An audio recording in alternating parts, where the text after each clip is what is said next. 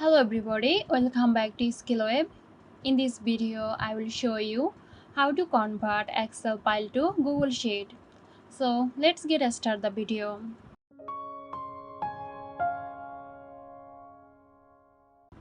Open your web browser and go to Google Sheets. Click on the plus icon to start a blank document. Once you are here, click on File at the top right corner. Then click on Open. A window will appear.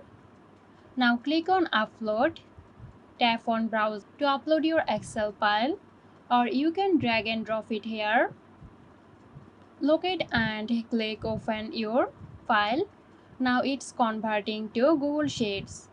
Wait for it to convert. Okay, here you go. Your Excel file is now converted to Google Sheets. I hope this video helped you out. If you found this tutorial helpful, give us a like and subscribe to our channel for more interesting videos.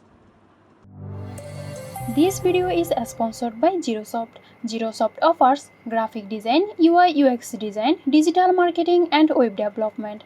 Elevate your brand with Girosoft today. For more details, check the description box.